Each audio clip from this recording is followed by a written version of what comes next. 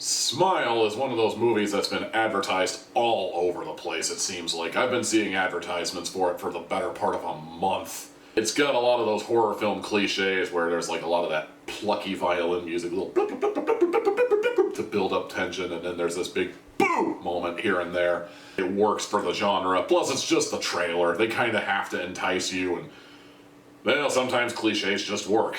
Also, if I'm being entirely honest, the trailer did intrigue me a little bit. I was genuinely intrigued, and I figured, you know, it's October, it's Halloween season. I got some money for movie tickets. Why not, right? Smile is the story of a therapist who sees a patient, and the patient is talking about this horrible thing that's following her, and she can tell it's the thing and not random people because it always has this really creepy smile, and it's always following her and telling her that your time is coming, your time is nigh. Then and there, right in the therapist's office, she commits suicide, which is shocking to say the least.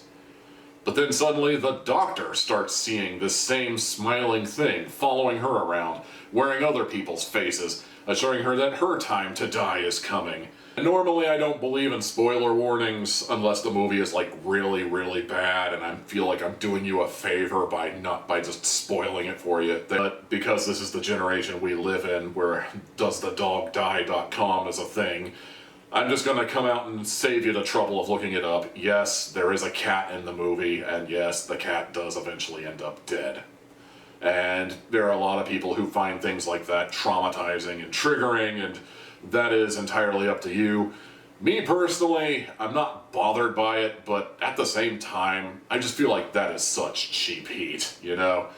Like, going for the pets is easy. It's right up there with, like, gouging out the eyeballs or making the villain have Trump hair and say Trump mannerisms in terms of how cheap it is. And speaking of cheap heat, I was genuinely disappointed when they revealed what the smiling thing finally was, because I was of the impression that this was going to be like some sort of like manifestation of mental trauma or psychosis, because they get into the main character's backstory and it sounds like this, coupled with the fact that a patient just killed themselves right in her office, right in front of her, is the sort of thing that would just kind of set off this manifestation of psychosis in her mind, and you have a hard time distinguishing what's real and what's fake, but no, it just turns out to be another goddamn Ghosty Ghoul movie.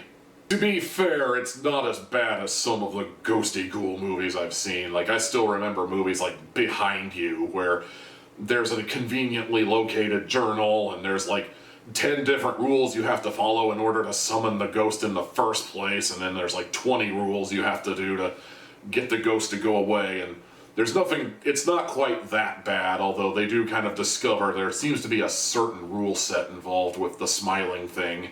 But at the same time, I am just so done with ghosty ghoul horror, as I call it. Ghosts aren't scary.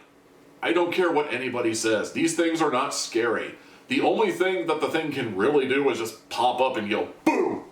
And maybe smile at you in this creature's case. But it's like, once you realize that's all they can do, they really aren't that scary. And unfortunately, yeah, that's kind of what this movie devolves into after a while. It gets way too reliant on jump scares. It gets way too reliant on some of the cliches of the ghosty ghoul genre that's been popular since, I want to say, The Conjuring.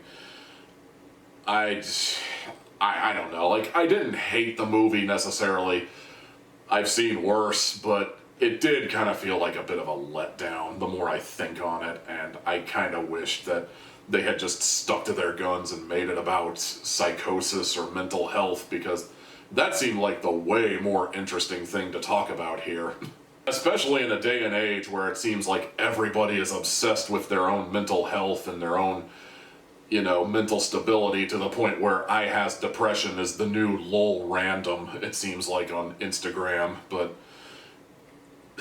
no, we're just going with this route, I guess. Also, the movie doesn't use Smile by Taproot in any shape or form, so minus points right out the gate. I'm just kidding. Overall, it's not the worst movie I've seen, and really, once you get used to the fact that it's a ghosty ghoul doing all this, it kind of settles you in, like, okay, let's see how they beat the ghosty ghoul. But overall, I was kind of expecting it to be better. 2 hats out of 4.